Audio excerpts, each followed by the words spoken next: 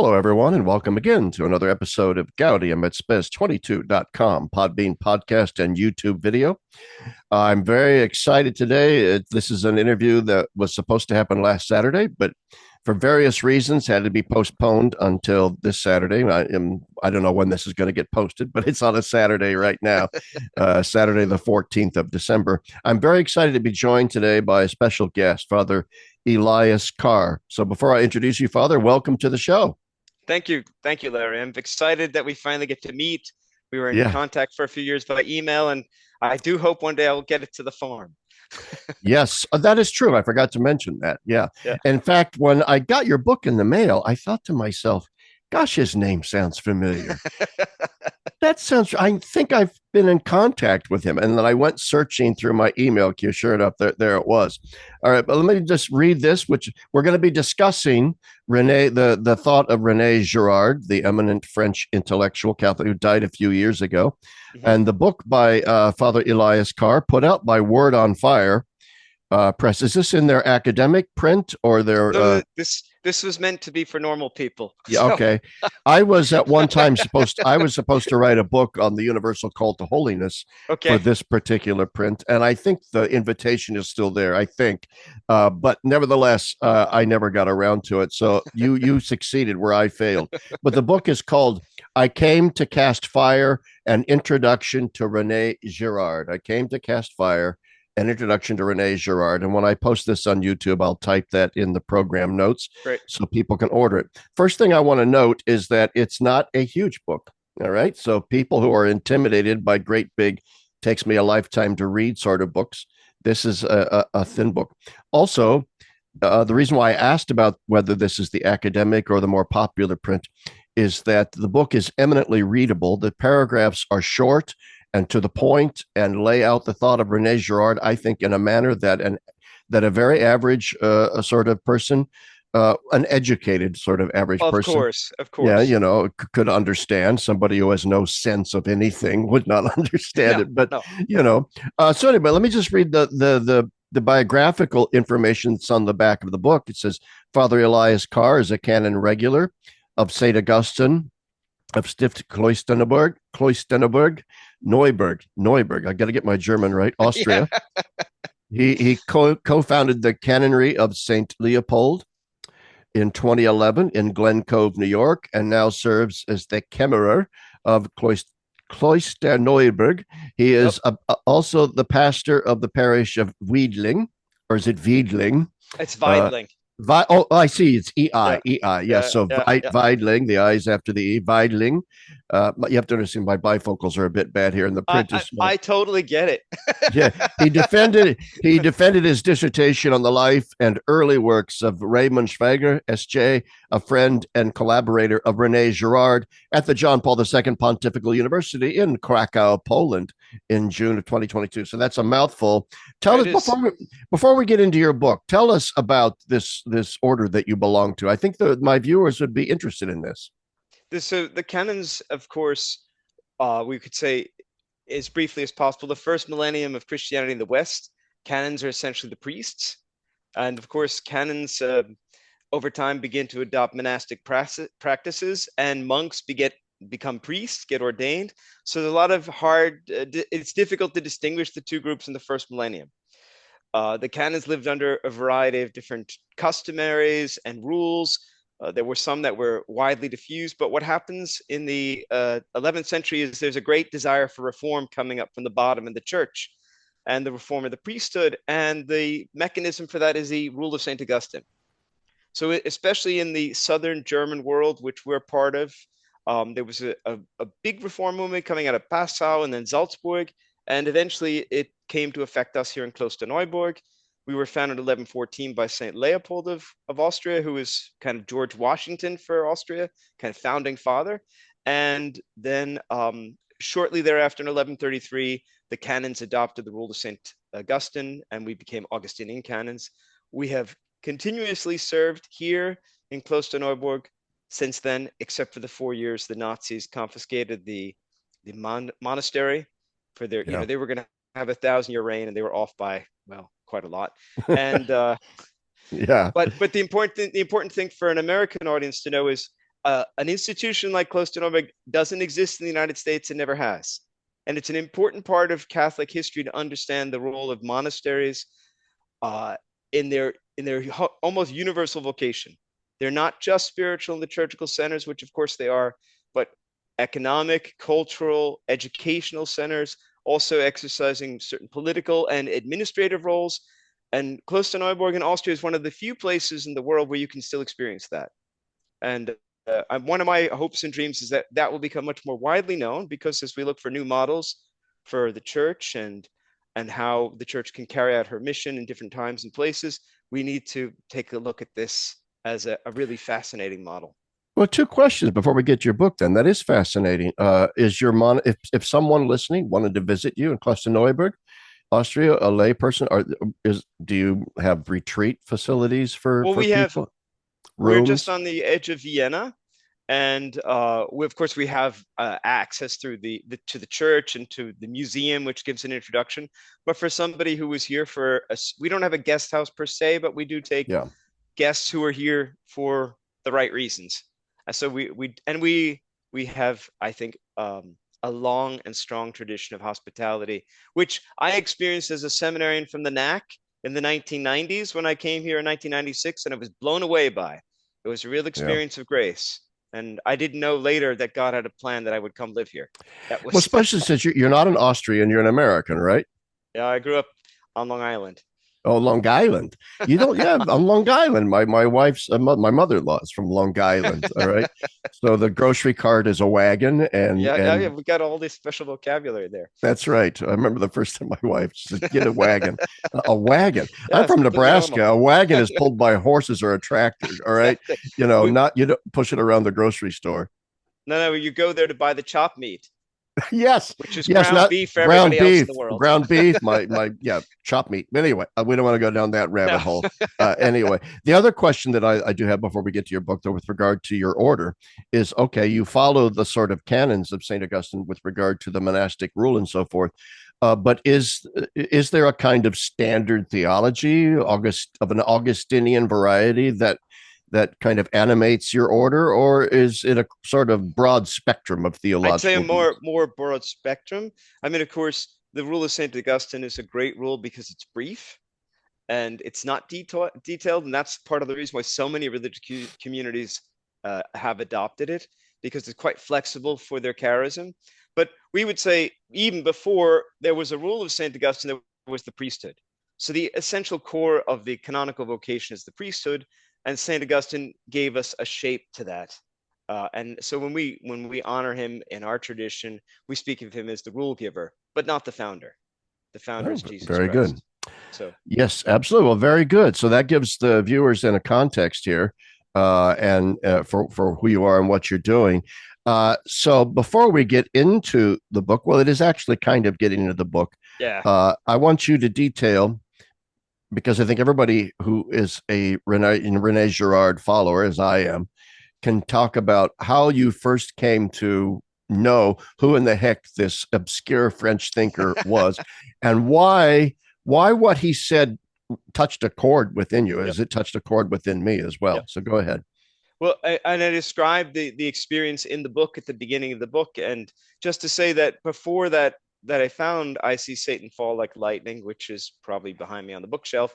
Um, I had seen one or two articles in First Things and saw the name. It made me curious, and then I happened to have a book. What are they? Books are what do they call that when you Kindle. gifts a gift no a gift Oh, card when they used to have yeah, bookstores and things like that's this. right. So I Yeah, had a gift a card. gift certificate, and I saw I See Satan Fall Like Lightning. I said, oh my gosh, this is that guy I was reading about. I'm going to get this book.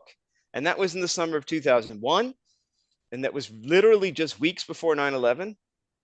And then, of course, a few months later, the story with the Boston Globe broke about the so-called priest pedophile scandals. And I said, oh, I have all the empirical evidence I need to know that what Rene Girard is describing is true. It's Yeah. happening right before my eyes. And I think, like Schwager, on whom I wrote my dissertation, he once said to another friend of his, colleague, um, Josef no, Niewiadomski, who was the successor in Innsbruck, es war schon in mir. It was already inside me. And I think probably for most of us who, are struck by Girard, it was already in us. It was articulated in different ways, but we just saw somebody who recognized something we recognized too, and that's why there's such a close connection. Yeah, very good. And I feel I sort of the same way. I stumbled across Rene Girard when I was reading Balthazar Mm-hmm. for my dissertation. And I was reading, I believe, if memory serves, it's volume 4 of Right, Balthazar's Theodrama, where he discusses soteriology. right, And, all of a sudden I'm going, and it's dense stuff. And he's going through these 4 or 5 models. Balthazar's point of view is that, and Balthazar, of course, was a wide ranging and free ranging absolutely, thinker. absolutely, His thought was this revelation gives us kind of 4 or 5 irreducible sort of approaches to what the cross does, what soteriology is, and that you can't, in a sense, reduce the church's soteriology and its dogmatic mm-hmm. tradition to any single one of those models. Right, You have right, to hold them all in tension, whether you're right, talking about, the cross is a sort of bait for the devil to right, trap the right, devil model, right. or the atonement or whatever. So all of a sudden, then he starts talking about this guy, Rene Girard, and the scapegoating mechanism, which we're going to Right, get into in a moment. And I thought, oh my goodness, and Balthazar's treating this guy very favorably, and he only writes about him for 3 or 4 pages. It doesn't right, go on very long, but he does say, okay, it's very clear Balthazar was not all that familiar with Girard, right, but had right, sort of run across some basic ideas, like all of us, and said, you know what? There's something to this. There's right, something right. really, and so I started. Then I read, I saw, Satan Fall Like Lightning, which is, I think, the book that most English speakers start Exactly. with. Yeah. So Absolutely. those that's all right. I'm sure everybody else has stories too. I have a good friend, Nathan Leffler, who teaches at the University of Scranton, who's a big Girard fan as Okay. well. I have some questions about Girard, though, which I'll bring up later. Of course. I have certain issues. I'll mention one now, so maybe you can Yeah, have it in the please. back of your mind as we're unpacking Girard's basic idea. One of the issues that I have is I have 2 issues, 2 basic, as a sort of traditional Catholic, although in a Balthazarian tonality, is it does strike me, and I've used this phrase in public, that there's a sort of one trick pony aspect to Girard, in the sense that he's got this brilliant animating idea and he tries to squeeze everything into that idea. So maybe one trick pony is too Sure. pejorative, No, but no, no. maybe But it's, it's well, it's kind of like, if it's a one trick pony, it's a good trick. It's like right, I say right, the same thing about Karl Rahner. right, He right, he shoves everything through the lens of his transcendental analysis of human subjectivity, and so that's a one trick pony. But damn, that's a good trick, okay, because it's an expansive trick. exactly. But still, it's to me it seems reductive. That would be my first critique, and then the second critique would be that I think Girard underplays the importance of sacrifice. In He seems very so. In other words, you know a lot more about Girard than I do. Right, right, So maybe as we're unpacking Girard right. here, you can tell me why I'm full of it on both counts. Oh, no, no. All right. I would say part of the reason I wrote the book was for this purpose, because Girard writes over a very long period, over decades. He's not a theologian. One should never forget that. Right. And of course, in his early writings, he sometimes uses terms in a way that are, absolutely questionable. And this is where his relationship with Schwager was so important, because Schwager was a theologian. And Schwager helped Girard discipline his language in a way that would be consonant with Catholic belief, which he wanted to do in the first place. I mean, Yeah. Schwager, Yeah. Girard was a sincere Catholic. So I think that that the purpose of this book was partly to give the whole breadth of his writing in one short summary, going through everything up to the end, up to battling to the end and so forth, and then trying to give an overview and a way of dealing with all the language. What you'll see on the whole question of sacrifices, there is an evolution and development because of this relationship with Schwager. And I Good. think it's very important also to see Schwager as a complementary theological exposition of the meaning of mimetic theory by somebody who is also well schooled in the tradition as a theologian, and yet writes his dramatic theology in part with absolutely inspired by von Balthasar. I mean, von Balthasar was for him a model Yeah, yeah. in many ways for Schwager. I mean, and there were things that von Balthasar could do that Schwager couldn't do, and especially it was von Balthasar's music ability that he admired so much, because Schwager didn't have that.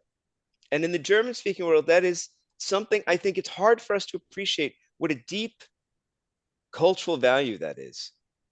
Um, so there's so Schwager is very important, I think, for also getting a fuller picture about mimetic theory and its place in Catholic theology. Well, that's good. So I apologize if you did address the sacrifice thing in your book and I glossed over it, but we'll get to that. So, okay. So you mentioned mimetic theory and stuff. Okay. So let's Right.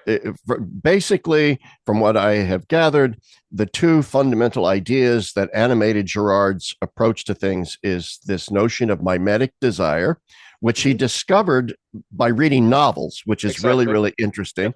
Yep. Yep. And then moving on from mimetic desire to the developing of his whole concept of the scapegoat as a cultural mechanism and giving rise to religion and so forth. So let's do that for the viewers. Absolutely.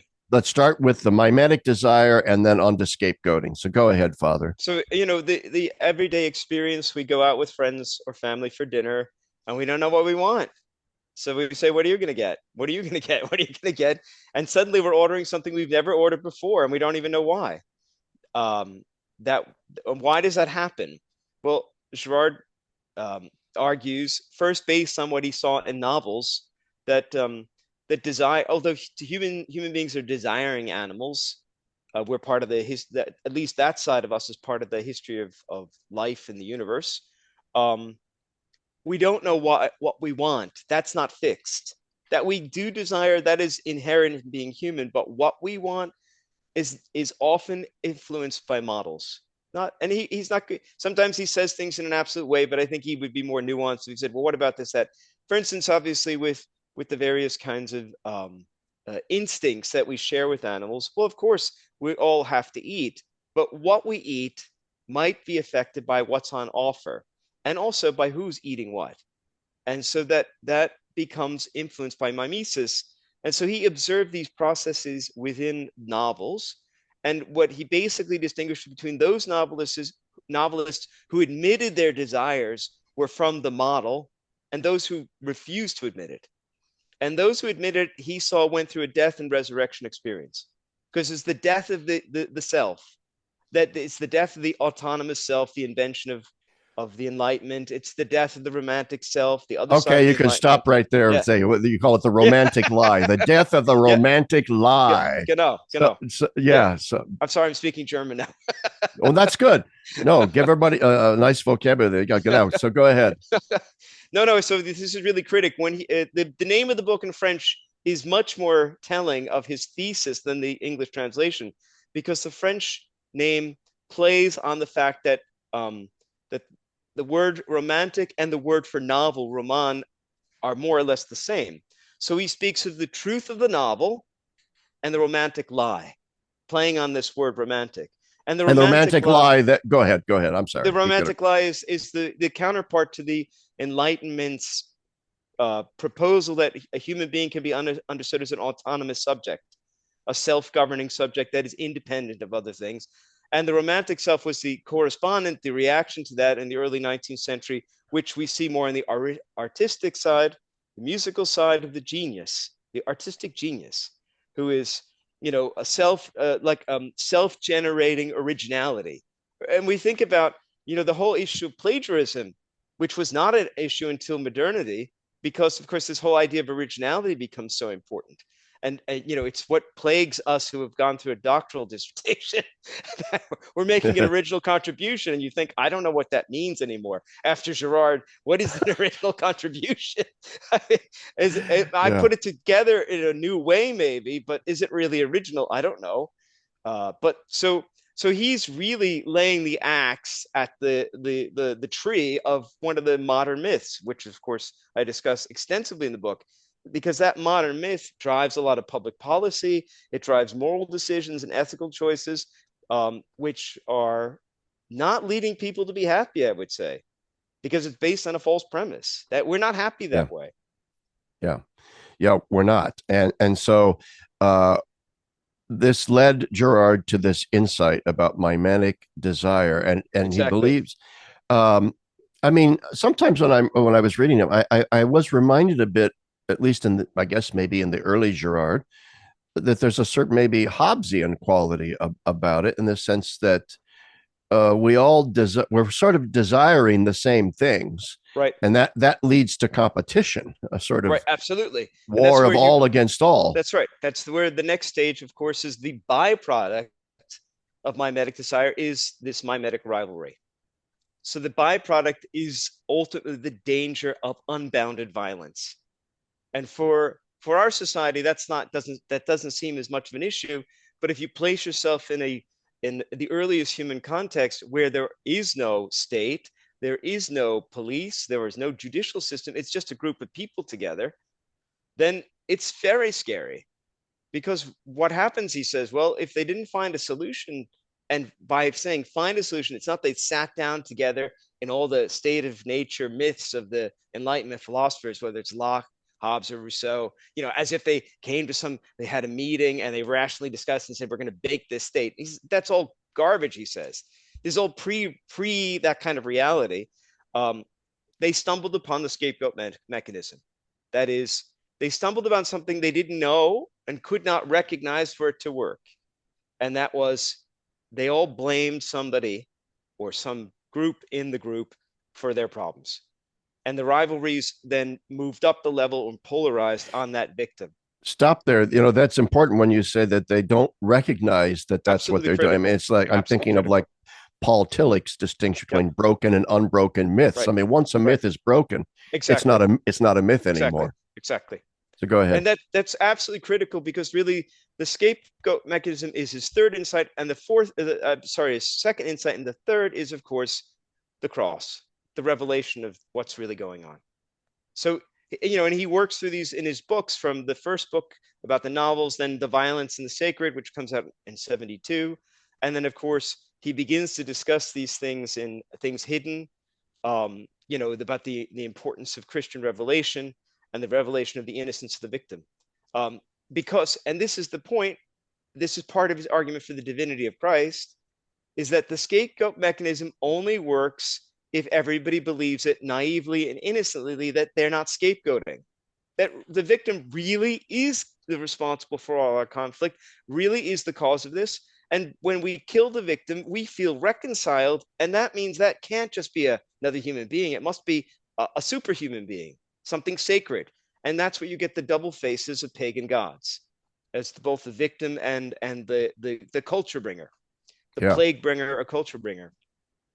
And so he says, well, look, it only works then. So if people knew they were doing it, it wouldn't work, and therefore it wouldn't happen, and you'd have no reconciling effect.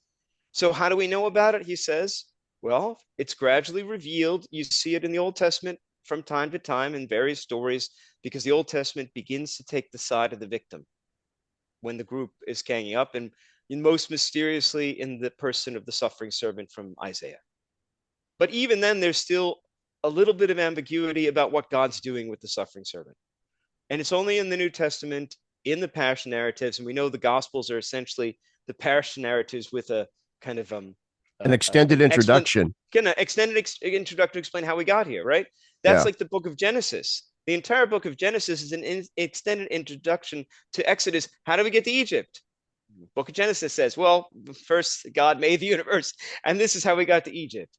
And so the same thing, that the rest of the Gospels are an extended introduction, but what happens is, unlike in myth, which takes the side of the community innocently as and naively as innocent, and the victim is guilty, we know the Passion narratives never take that position. It always holds everybody responsible, and Jesus always innocent.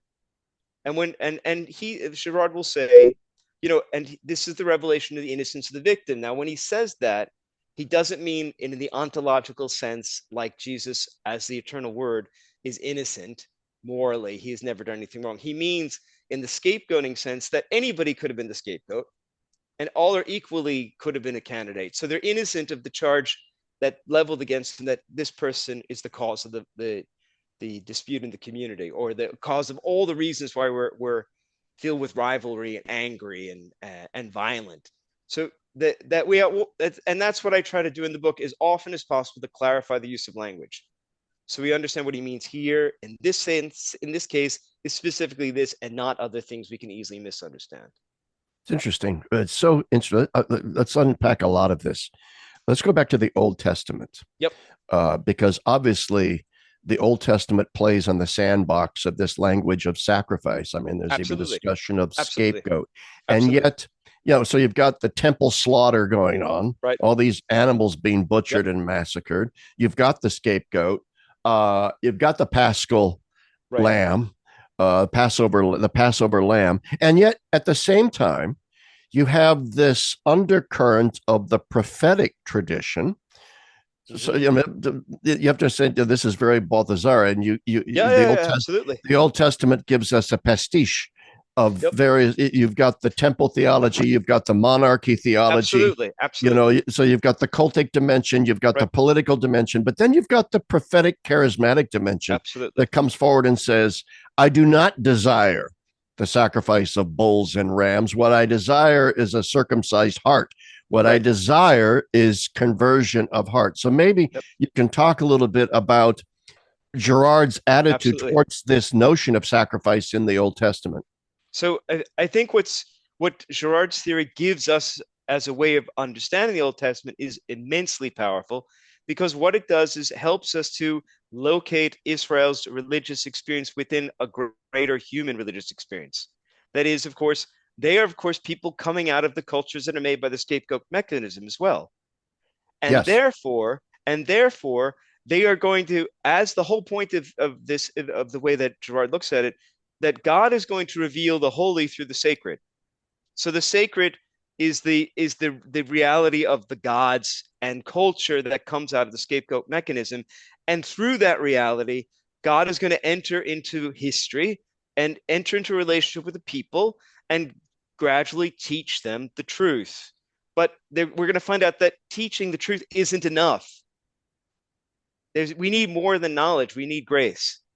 We need somebody Yes. who's going to break through that, and that's Jesus Christ, and give us the power not only to know the truth, but then to act upon it. Which so knowledge is not enough. This is not a Gnosticism. This isn't or Pelagianism or any of that sort of thing. Where if you just try harder, no, we're meant to be convicted of the fact that without the help of God, knowledge will not be enough, and that but with the help of God, then well, as it says in the gospel, all things are possible. Yeah, and it And just so, strikes. Go no, go ahead. yeah, go ahead. That's okay. No, it just strikes me that in the Girardian analysis, there's so much emphasis placed, but rightly so, on the role played by violence, Hmm. sacred violence, political violence. In other words, blood. Blood is Yep. being shed on Yep. some level, whether you're talking about the animals or then Hmm. eventually Christ. But also, even in the account of Genesis, it's not accidental that the Yep. first sin that gets committed post Adam and Eve and their original sin was a fratricide. It was Yeah. fratricidal murder Absolutely. Yep. born of a kind of jealousy. Absolutely clear in the text. It's the envy. The envy, Cain envies Abel. He wants what Abel has. He wants that position with God. And God says you can have it if you just manage that crouching demon within you. But he takes the other choice instead and Yeah. kills his brother. And Yeah. as Girard will point out, and founds the first culture. Because Oh, yes. and so this is in the book too, of course. I talk about this. This is for Girard. This is the anthropological original sin. This is the founding of human culture. Now he places emphasis on violence because he believes that one of the problems with modernity is it looks away from this. It doesn't want to see it. And so he's always afraid of people who want to point out the good side of mimesis without recognizing the dangerous side. He recognized the good side too, but he doesn't want us to look away from the violence. And of course, you and I know the United States at this moment is based on a sacrificial system of killing unwanted children That's right. and other unwanted people. But that's the most clear. It is a sacrificial system. It's a blood sacrifice, and that's to make sure that we can maintain a lifestyle that we believe we must have to be happy. Or I say we in the general sense of us. Obviously, you and I probably don't agree with that, but But the point is that so this analysis is super powerful because we do look away from the violence, and we do the same thing to people who are sick. We warehouse them in places Yes. where we don't have to see them, and then we can euthanize them because we're looking away. And so he wants to say, don't look away from the violence. I agree. Yep, As a follower of Dorothy Day and the Catholic worker absolutely. movement, Yep, I look at the people. I've lost subscribers, quite a few, yep, over the past few months because I was very critical of Donald Trump. I didn't vote for yep. him. I Yeah, didn't that's vote for okay. Kamala Yep, Harris. yep. I didn't vote, and I lost subscribers. I got a lot of hate mail saying, "Well, Trump is our best choice." But the point is that, in my view, America is steeped in blood. Yeah, And oftentimes it doesn't matter who the president, as long as we keep the military industrial complex sure. going, as long as we keep our forever wars going, Yep, and as long as we keep abortions have yep, gone up since the yep, overturning of Roe v. yep, Wade yep, overall. yep. So I don't want to go into a political No, tirade no, here, no, but no. Of course I not. want to But underscore your yep, point, which is exactly. precisely Right, yes, there's a good side to mimetic desire. Anybody that's right. ever had a mentor that they looked up to, a professor that they loved, a musician that they Hmm. wanted to, yeah, we know there's a good side to mimetic desire, Right, but don't look away from the right. dark No, side no, of jealousy and right. envy and the desire to keep what we seek, and what we most desire, and to do so through violent means. Don't And look of away course, from that. in Girard's ultimate point about the mimetic desire and the reason why people will go to such ends to attain their goals is this is actually a metaphysical reality. And the metaphysical reality is beyond me wanting what the other has, is wanting to be them, but Yes. it's wanting being. And so there's a deeply Thomistic Well, understanding, a this framework is here, so which, key. I yep, underline this over and over yep, in the book. Please yep, highlight yep. that fact that what You know, ultimately Girard is saying is yeah, what we're seeking is being. yeah, we're seeking being, and of course, this makes perfect sense. We're contingent beings as creatures, and of course, what's really driving this is our desire to be, because we don't feel that we're very much.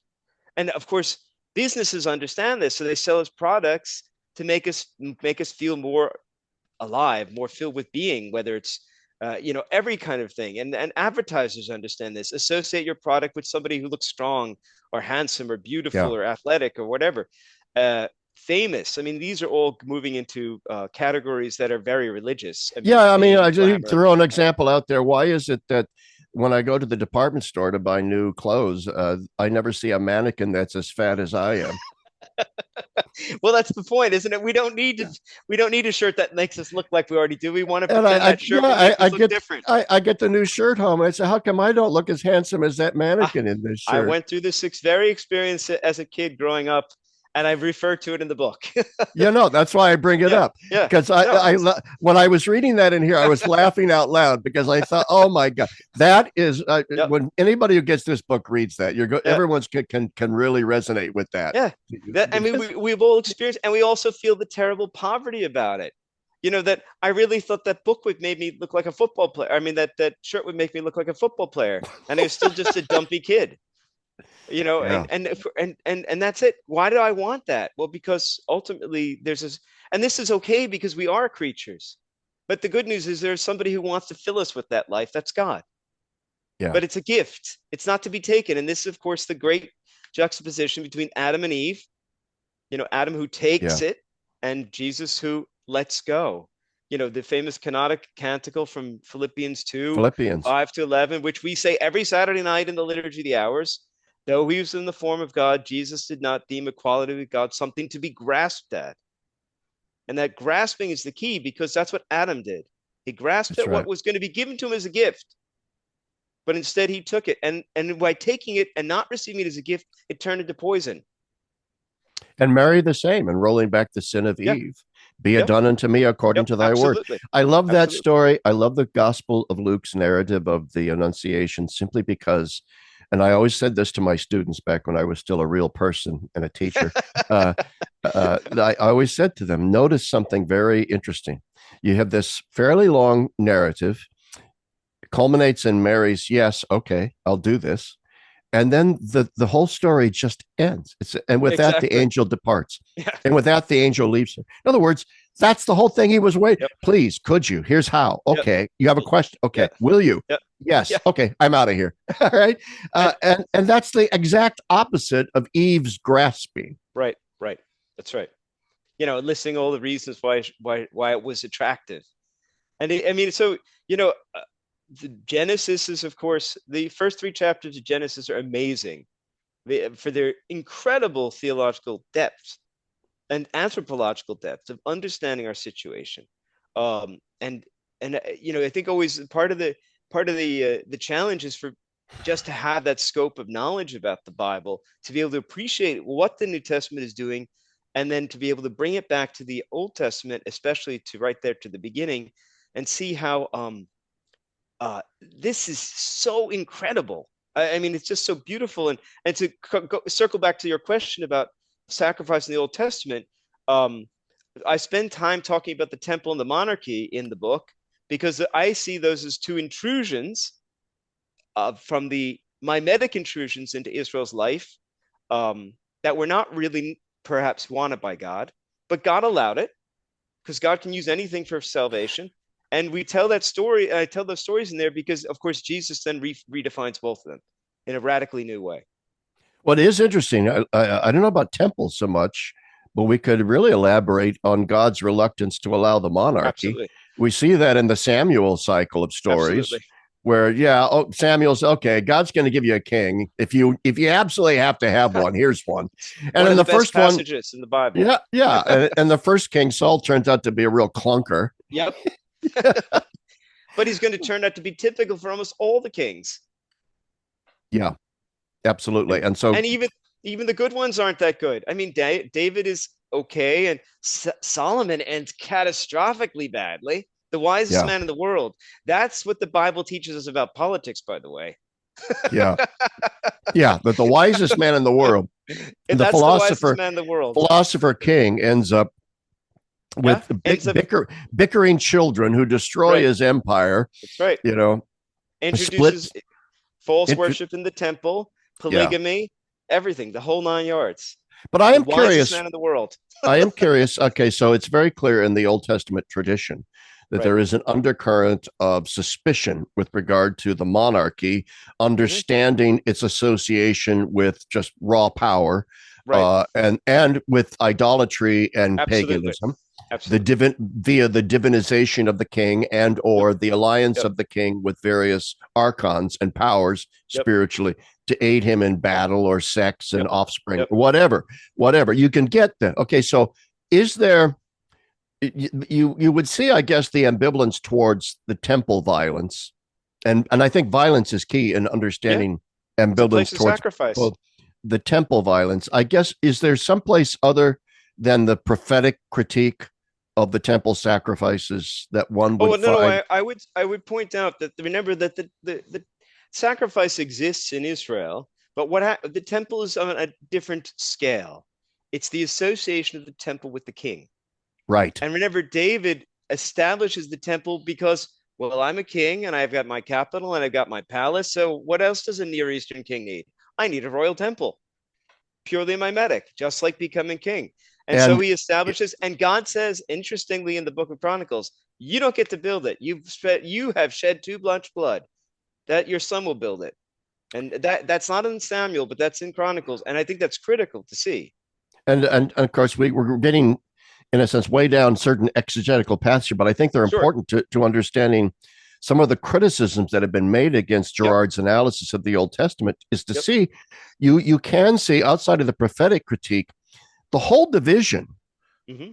between Israel and Judah kind of does eventually revolve around that association of temple power with Yep. imperial power, Of and course. that up in the north, Yep. that there's the preserved in the Old Testament Yep. are the stories of the temples in the high places, and not Right. to the pagan Right. gods, but to Right. Yahweh, to El Right. Shaddai, Right. a Right. Shiloh, Mount Yep. Gerizim, and so on. And that is a great deal of the animosity between the northern and southern kingdoms And about and where do you consolidate worship and what goes on right. there. And you see that immediately with the alternative temple set up at Mount Gerizim. Yes. I mean, they immediately understand if there's a royal temple, they're going to be going to his temple, and that's going to undermine us politically. We have to have our own. So, Yes. and one of the points I try to make in the book is that, after Christ, we can live with the functional distinction between church and state. But this isn't real. Cult or culture, religion, and politics are all the same thing. They have the same, or all have religious roots. Or the polis was a sacrificial community in ancient Greece. The cult is worship culture, obviously, and of course, religion has to do with the virtue of binding together. I mean, Yeah. but the point is, we can work in the West, and we work with these functional distinctions, which are based on Jesus Christ and the gospel, and they couldn't exist anywhere else because he's the one who makes this distinction. Render unto Caesar what is Caesar's, because Caesar has a role to play, but Caesar's under God as well. And that's where the modern state has often forgotten that Yeah. it tries to define reality and said, well, no, you don't have that. You don't have that competence. That's What's not up interesting, to you. yeah. So when Jesus says to Pilate, "You would have no authority over me if it were not Right. handed to you." Right. All too often, people have used this notion of divine right, that God Right. has given power, and even Right. St. Paul says, "Well, Right. God gave the power to the Rome." Blah, blah. Right. In some sense, yes, that shows the legitimacy of the political power as necessary in some sense. However, at the same time, darn it, it really, really, really holds that power to account now. Right. Right. Okay. Exactly. Because Exactly. now, if Pilate accepts what Jesus says and says, "Yes, I have authority from God," the from part is now critical. I Exactly right. am not God. I am not final Right. authority. That's right. Mine comes from God, which means I'm under God. That's right. And that's what the modern world has completely forgotten. Yep. Yeah, no, and I mean, and even the monarch in the Old Testament is aware of that reality in a way that Yes. other Near Eastern monarchies or Hellenistic monarchies wouldn't be. And of course, um, what's so brilliant about this is that the role of Caesar is reflected in what Girard talks about as the catacon. The Oh, catacon the is restrainer. right, the restrainer. And of course, what Girard is saying is, look, it isn't just a choice between violence and limiting violence. There's a third way. That's what Jesus is offering. But limited violence is still better than unlimited violence. That's why one can say there is a role for Caesar to limit violence, and Yeah. why you can Yeah. pray for the emperor, as Paul says, and that way, so Christians can live in peace. In Romans 13, I think he says all these things, and but of course, the catacon has to be held accountable, because the catacon is not God. It's not a divine force. It's a restraint on evil. And so, really, what you see is the Roman Empire, which is the catacon. And all the forms it takes afterwards, Yeah. including the Yeah. United States, obviously. All of these have a role to play that are genuinely good in a certain scope. But when they go out of that is when they become, well, idolatrous and dangerous. Absolutely. And that comes through clearly in the Old Testament as well. We need to understand when the Old Testament was put together in its final form by various redactors and editors, Mhm. a decision was made, a deliberate decision Yep. was made to preserve and include those stories of imperial Abs- failure. Absolutely. They're All so right. great. That's why when we tell church history, we have to do the same thing. We That's have to right. not only say the glories of the church, which are true, but also the shortcomings, the failings, and the sins. They're also true. It's okay. We're Yeah, sinners. The only that's one who right. isn't, the only sinners are Jesus, not sinners, Jesus Christ and his mother. The rest of us are all Yeah, sinners. that's the And genius of the Old Testament.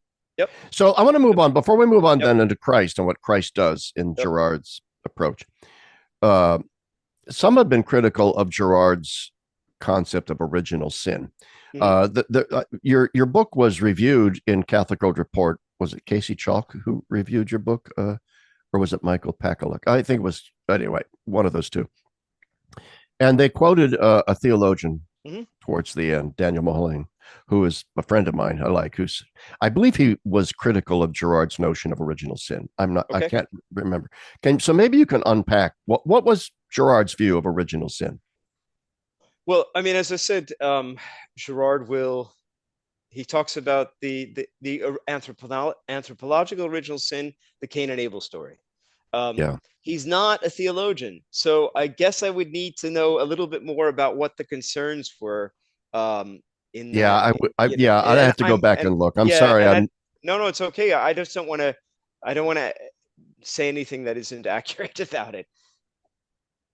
Yeah, so I don't either. So let's move on. I But just but go ahead. I will address a different area which I know comes up often and was a point of concern for me, and that is, does Girard understand Satan to be a personal being or not? And I think that criticism or that question came up in that article too. Oh, that's what Yeah, I'm thinking of. yeah, Yeah, yeah, that statement yeah, was yeah. Satan a personal being. Right. This was the criticism, and I Right. closely So associated. I do discuss it in the book briefly. You I do, give my answer, which I think yes, is the only answer I can give, and I think it's a fair one. And that is to say, again, you have to read Girard closely with the text and the context. And when Girard is arguing strenuously that he is not a personal being, this is really because he wants to make sure that one does not fall back into the cycle of scapegoating and the creation of the sacred. And when he quotes Augustine that evil has no being, that's all falls into this area where he's trying to talk about the fact that the gospel breaks the scapegoat mechanism and its false generation of the gods. And the gods are not the transcendent, all holy God of monotheism. We're talking about the gods of polytheism and spiritual beings, powers and principalities. They could just as well be called the gods. And I think so. When one looks at it that way, in a strict sense, he's trying to just use it in one sense. I don't get the if he were alive today and we asked him, "Do you believe that Satan is a personal being?" I would think he would say, "I of course do, because I'm a Catholic and I believe what the Church teaches." right, exactly. That's my impression That's as my well. answer. But what he's attempting to do is, in a sense, to demythologize Absolutely. the demonology that has You know, arisen in the church you know. that almost then does fuel the whole scapegoating mechanism. All of, oh, so and so is affiliated with this Right, demonic, with the right, Satan, right, and so right, if we kill right, so and so or excommunicate so and so, then or even outside of the church in a cultural setting, right, right, you associate certain people with demonic influences, and so we can eliminate the cancer by right, eliminating these right, people, right, rather than viewing they even if you view Satan as a real person as I do, you understand that Satan's truest influence isn't in the possession of this person or the influencing of that, but in the very structural dynamic of the scapegoating right, mechanism within culture and the right, cycle of violence this right, breeds. That's the right. truly satanic moment. Yeah, and that's what I think. That's what Gerard's real gift is to restore the reading of all of those passages in the Bible that have been anathematized by modern biblical scholarship, who just says it's all myth. No, Girard says none of this is myth. It's utterly real. It's Yeah, utterly real, and we can say it happens all the time in human groups. These things, and that's part of the argument for why the story of the woman caught in adultery in John's gospel, which doesn't fit into the narrative of John's gospel there. If John's gospel is the last gospel, that story was not picked up by the other three gospels, but it was believed that this was such an essential event in Jesus' ministry that it had to be written down. And even if it doesn't fit into the narrative, it fits it, and it is such a Girardian. I mean, sure, it's a perfect example of what Girard's talking about. that's right. That's right. I don't try to steal everybody's good insights. I let them read it in Girard themselves, but a few times I steal good insights from them to get them at least excited about, oh, I want to go read him now. Yeah, absolutely. The thing that I always used to tell my students with regard to the story of the woman caught in adultery along this Girardian line is that they come to Jesus and say, Master, this woman was caught in the very act of Yeah. adultery, in the very act. Mm-hmm. To which I would say to my students that what had to be part of the dynamic of what Jesus is now asking them, unspoken, where's the dude? Yeah, exactly. You caught her in the very act. Why didn't Yeah, you bring the dude with you? yeah, yeah. You Absolutely, just brought the absolutely. dudette, but not Right. the dude. Yeah, And so there's a clear scapegoating of the female. All absolutely. right. She's the seductress. She's the Right, evil one. right, She's the right, one. right, Moses commanded us to stone her to death. right, What say you? right. Now, notice too, also, and this is something I'm glad you brought up this incident. It's in the book, is the association of this scapegoating mechanism with violence Mhm. once again, but also the cynical manipulation of the situation with Absolutely. implied violence. In other words, Right. they don't really want to stone this woman to death. You can sort of tell. Right. They don't care whether she's stoned to death or not. They're using her as a tool for getting at Jesus to see if he Absolutely. can't say something that's going to undermine his popularity with the Absolutely. people, in a Yep. conundrum, which he then brilliantly diffuses, he who among Absolutely. us. Yeah. So maybe you could address that sort of there's mimetic desire, there's scapegoating, and then by God, there's the manipulation of the scapegoating mechanism for the sake of power. Right. Well, and of course, uh, as we've said before, a scapegoat mechanism only works If you believe it. if you If don't the know what's masses happening, believe right? it, If they if believe it, right? yeah, So, but what if the powers that be know that well, it's I mean, BS, we but we're certainly going would, to use it anyway we for the would certainly, masses? and we'd certainly see that historically. I mean, that part of the argument that once this becomes known, it becomes less effective. But it doesn't mean it doesn't happen. And there are plenty of examples along the way. And Girard in The Scapegoat points out, persecution texts. So texts that have to do medieval texts that describe, for instance, maybe uh, I don't know if I can't remember the specific example if it had to do with the witches or whatever, but persecution text. And he said a persecution text is halfway between a myth and the gospel, because on the one hand, the people actually tell you that they're persecuting people quite straightforward, but they believe they're doing the right thing. That's right. And that's the difference from a myth, which they don't think they're persecuting anybody. They were the victims in a sense, and the, Yes. the other person caused everything. So he sees that as a very important middle step in this process of revelation, because of course, just because on Easter Jesus rises from the dead, it doesn't mean the scapegoat mechanism is completely powerless. Obviously, it continues to still function in society. It's just less and less effective the more the world is affected by the gospel. But Yeah. that but it means a Yeah. very long and would be many examples throughout Christian history, especially in some of the lives of the saints, where you say that almost sounds like the scapegoat mechanism. That person might be a saint because that person, this was an event, there was a scapegoating event, and this person was, in a sense, after the event happened, became holy. And in our categories, that wouldn't be God, but that could be a saint. And there's Yeah. just such an example down the river from here in Stockerau, St. Coloman. St. Coloman was an Irish pilgrim going to the Holy Land. He came here during a time of obviously high tensions. He was not didn't speak the language. They thought he was a spy. They killed him, and then he became a saint. Yeah. And I've never had a chance to do extensive research on it, but I would at least hypothesize that might be a good example of one of those stories. That Yeah. And you could this probably multiply those stories over exactly. and over and Exactly. over again. And it's all okay. It doesn't mean he's not a saint. It just means that even for Christians, when we get baptized, we don't magically become perfect. It's a long Yeah. life of carrying the cross and discipleship and Yeah, good absolutely. decisions. And the And the same thing gene for cultures. and the genius of Girard here, and you've pointed this out in your book, which really impressed me, and then over and over again today here in this interview, is that what Girard has essentially done is he's discovered a sort of mechanism within history that shows us that sin is not simply the violation of taboos. It's Yeah. not simply the transgression of something. Sin Right. involves a deeply structured violence built Yep. into the fabric of Yep. our historical traditioning. Right. I Right. mean, Ratzinger, it's Right. interesting. Ratzinger doesn't mention Girard, but Ratzinger in his book, Principles of Catholic Theology, has an interesting, you're probably familiar with, as a tradition on a chapter on original sin, Okay. in which he talks about how original sin, yeah, there's the original sin, but that Right. really in But time yep. and in Yep. history, Yep. Yep. its real effect is a ripple effect that involves a traditioning Hmm. Hmm. into he doesn't call it mimetic desire, but this is Girard's genius.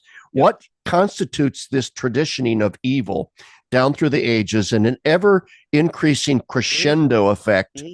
okay, like a tsunami, Right. that and that's the mimetic desire and the scapegoating that leads to violence and so on. That then leads us to Christ, okay, which we really haven't. Mhm.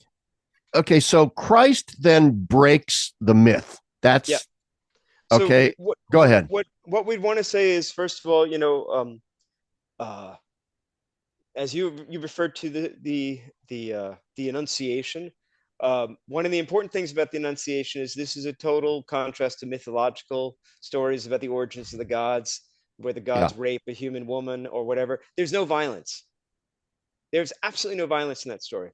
In fact, there's not only no violence, there's respect, and this respect extends to the fact that that Our Lady corrects the angel and she says, "Let it be done unto me according to your word." So we even move from the word will to word, which I think is very important because people have a very skewed understanding of the word will. They associate it with raw power. I impose my will on somebody, or that's right. willpower. And with God, there is no such thing. God is radically simple. His word and his will are the same thing, but we have distinguished it because it's different in human experience.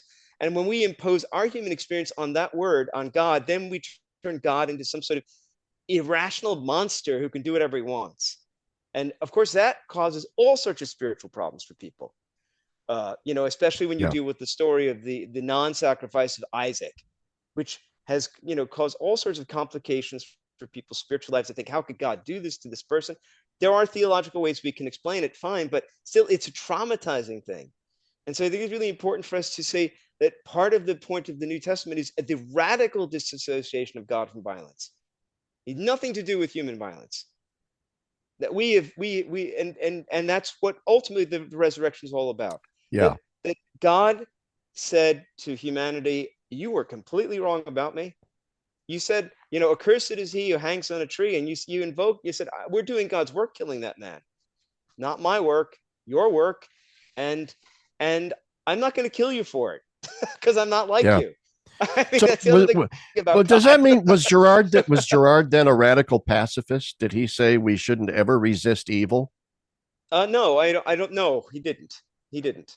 He sees actually pacifism in a mimetic relationship with violence also. Yeah, Uh, I mean that's that. I where when I've read it here and there was when he was asked those questions. No, no. I mean, and remember, as I said, he also acknowledges the catechon has a role to play in restraining violence, but he was on a personal level, and this is what's yeah, different. On a that's key. personal level, yes, you can live that way, and maybe we should. But on a social level, because people are at different times in their spiritual development, their Yeah, emotional human development, to expect it on a cultural level, that's not going to really work. And also, he would argue that, well, mimetic desire and the knowledge of it and the grace that we get from Jesus Christ can help you and me make choices not to get involved with those things, um, over time on it for a culture that's not going to yeah. happen. I only asked the question. I want to get back to Christ here in Yep. a second Yep. because as a Catholic worker and a follower of Dorothy Absolutely. Day, Yep. who was a radical Yep. pacifist, one of the areas where I do disagree with Yeah. Dorothy Day is Absolutely. radical pacifism. Yep. Yep. However, I live by her prophetic Right. insight and that of Girard that inherent in the gospel, to bring it back to Right. Christ, we need Yep. to remember that our religion started with the illegitimate, unjust, and horrific death, murder by Yeah. state execution of a Yep. falsely accused Yep. man Yep. of Yep. something, and that he didn't resist,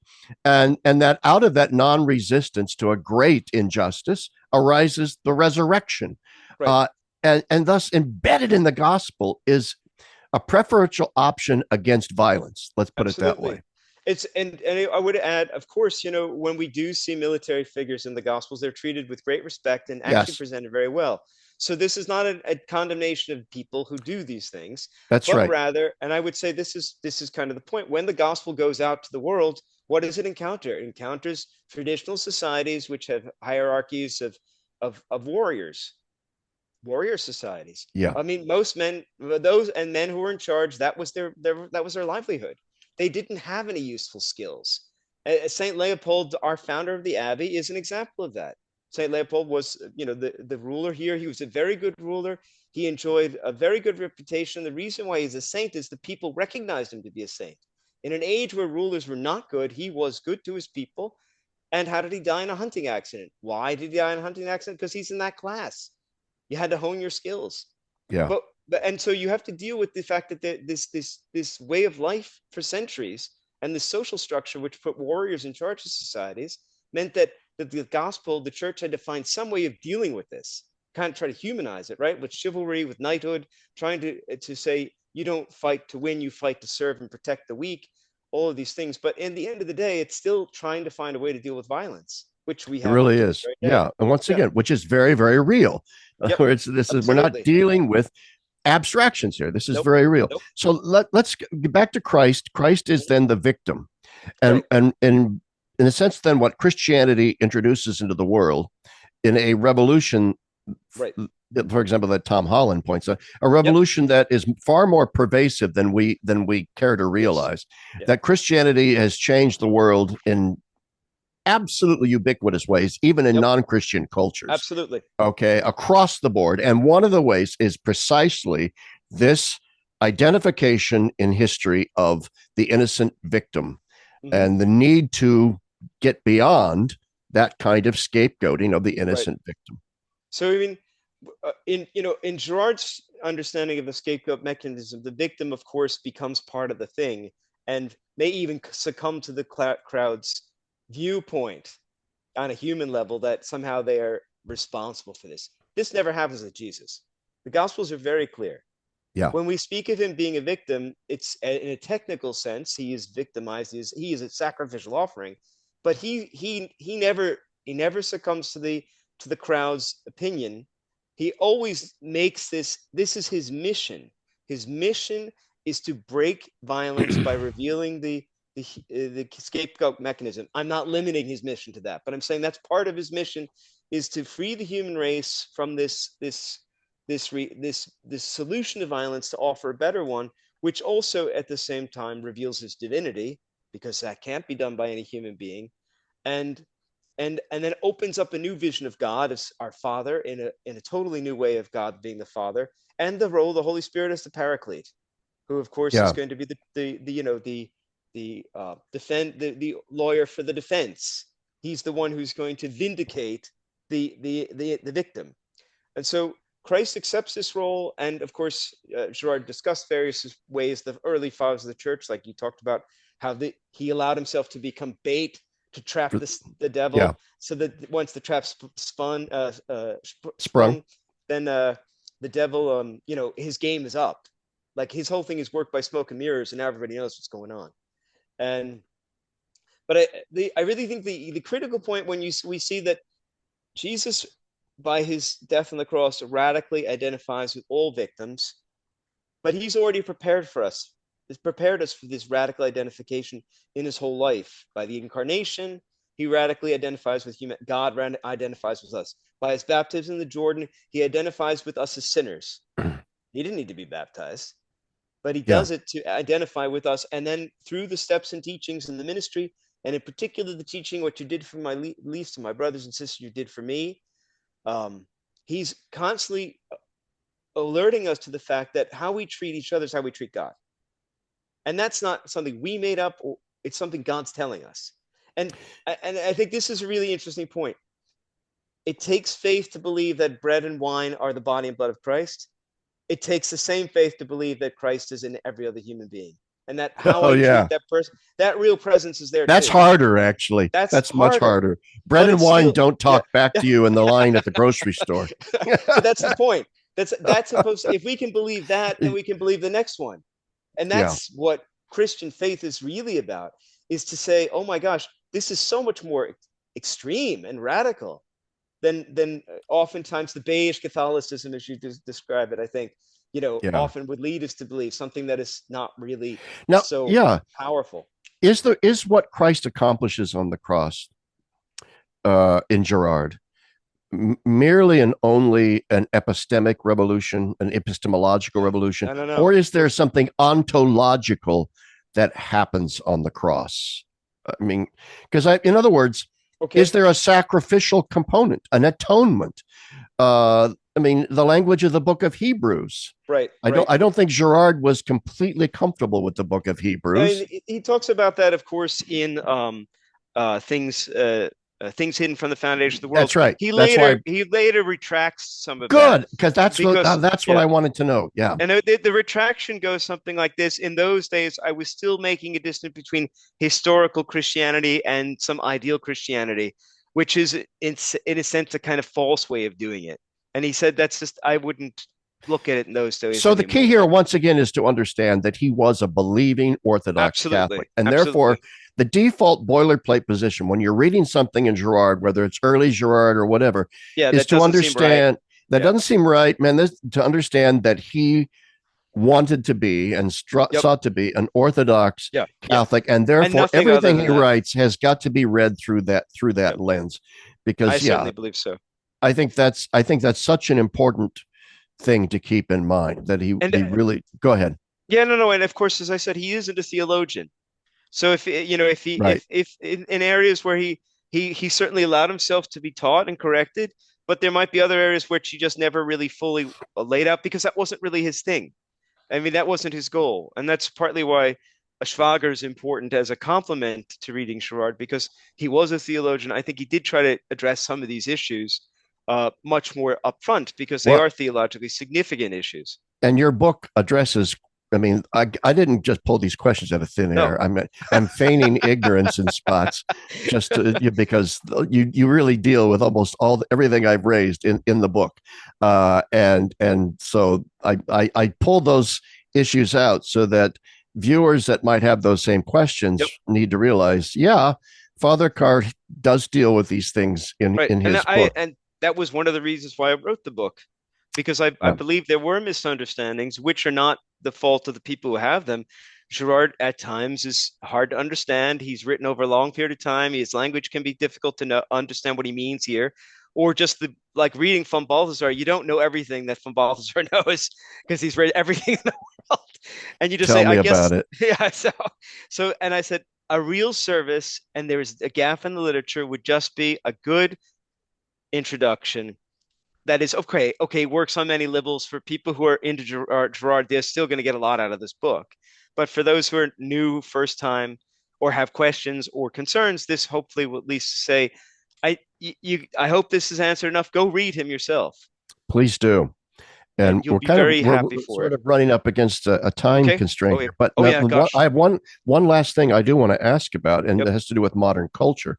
Yep. We all hear today about woke culture, cancel Yep. culture, Yep. and all that. Politically correct, DEI, all that Hmm. stuff, the transgender movement, blah. Hmm. Now, some would have described this as a highly secular and post-Christian stance towards things. But others would say, and I agree with those others, no, there's a post-Christian element there, yes, in the sense of a certain ignorance of what it is that Christianity Sure. really is all about. But nevertheless, in some ways, the woke movement is kind of Christianity on steroids, Yeah. insofar as it's the Right. apotheosis of the victim. Yep. I mean, Yep. now all of a sudden, all you have to do to raise the flag of I need special treatment is to Yep. wave the victim card. But Absolutely. is that's sort of a Girardian analysis here, This right? is in I See Satan Fall Like Lightning. He addresses this. He says there's the two Yes. Nietzschean inheritances. One was the Nazis who tried to destroy Christianity or Judeo-Christian morality through a super sacrifice. You know, make people so numb to violence. But the other side is the hyper Christianity that the political correctness and whatever the thing with stuff I would have experienced in college in the 80s, which takes on other names later on, we're actually holding Christian positions, but using it to judge the gospel and in effect to victimize the gospel as well, saying you people did this, which is of course the whole problem with the pointing the finger. But in all those cases, they were not doing any. They were emphasizing also something that was also true, that people have been victimized. I mean, people have been discriminated against. Women have suffered. I mean, the indigenous Yeah. people did suffer, and that's Homosexuals have right. suffered. Yeah, exactly. And so that's not against. So they have a legitimate point, but that the reason they can have that point is the gospel. That's the point. The Yeah. point because, Yeah. and I think this is something that nobody has been able to explain to me. What exactly is the basis for human dignity? What is it? Yeah. It's not empirical because it's quite clear we're all No. different. Nope. And I have no philosopher who's ever honored it. The only thing I know is it's postulated as a truth that the Bible teaches, and Jesus Christ with his own flesh and blood has shown us to be that fact. And if we want a more fair world, if we want a just society, then we have to accept that the postulate of human dignity comes from Jesus Christ and the That's right. gospel. And that when we fail to observe that, we get ourselves into deeply evil situations. A more false claim has never been made No, than the Declaration of Independence. We hold right. these truths to be self-evident that all men are created equal. All right. There's nothing That's good. self-evident It's about good. that, Yeah, Thomas. yeah. No, no, It's, or whoever helped Thomas no. Jefferson But I write, mean, it's Madison. ironic because, of course, that document mentions God in different ways 4 times. Yeah, The U.S. Constitution didn't mention God ever, and it never. allowed Not one. slavery. Yeah, It allowed slavery. And then, of course, the brilliant Gettysburg Address, that is such a deeply Christian document. Its language is so amazing. And yeah. it is truly a deeply, I mean, even Christ-like document. And we see even how Lincoln, in some sense, follows that Oh, the Gettysburg pays with Address his life. is near and dear to my heart. Yep. When I was in fourth grade, I memorized the Gettysburg Address and I had to stand up in front of an Yep. assembly in my elementary school Yep. to it was on Abraham President's Day or whatever, and that week, and I recited the Gettysburg Address, It's and to it's to absolutely much to much persecution from my fellow students afterwards, like you nerdy little teacher's boy, memorize. But I memorized the scapegoat. Gettysburg. Scapegoat. You were a I was scapegoat. You scapegoated. were I was, nerdy. You were yeah. did something different. Oh yeah, I you was a you had all you had all the skinny little kid with what we called pop bottle glasses in those yep, days because they absolutely. didn't have these thin lenses back Yep, then. And yep. there I was reciting the Gettysburg Address. Oh, I was scapegoated, baby, no doubt Yeah. about it. And as But Girard would say, you had all of those characteristics of the scapegoat. These physical characteristics which made you a likely candidate. And then you and did yet something here's you stood out, and to then bring made this you to even worse. to back home though to your point though is that Yep. why did I do it then? Why? Because there was Yeah. a mimetic desire. Yep. I as a young bookish intellectual little boy, and I was uh, precociously bookish, if you want to put it that way, not good at anything else other than Yeah. books and I can intellectual understand that. things. I I sought to emulate the adults in my life Right. who I thought were intellectual and smart people. And, it was my fourth grade teacher who I really admired and looked up to as a very smart woman who encouraged me to memorize the Gettysburg Right. Address. And Right. I wanted to, in a sense, please her. Right. I didn't give a damn about the idiots sitting Right. in the desk next to No. me. I wanted to, so I was willing to put up with the Right. persecution of my Right. classmate. Right. So long as I got her approbation, I Right. was happy. Yeah. Yeah. Makes You know, perfect sense. so anyway, I'm going down the autobiographical path now. It's probably a sign that I should shut up and we should wrap this up. I mean, obviously I could talk to you for hours on this topic, but Likewise. we can't. Thank you so much, Father Carr, Thank for you. coming on the show Thank you today. for I having think me. that it's just the first show I've ever done on Rene Girard. I may have Okay. mentioned him here and there. So I hope that my viewers and listeners will get this book, From Word on Fire. I Came to Cast Fire, an introduction to Rene Girard. So much good being, by the way. I want to get a plug in for Word on Fire. Matthew Becklow, my friend, Please Bishop do. Barron, Brandon Vaught, and all the others over there doing such great work. Absolutely. And this book is just a gem, a gem. All right. So run and get it. But Thank thanks you. you. And I'll get this posted soon. So thank you very Good. much, Father. God bless you. Merry Christmas. Yeah, and Hope you to see too. you in the flesh one day. Yeah, that would be a happy time. Thank you. Yeah. God bless. Take care.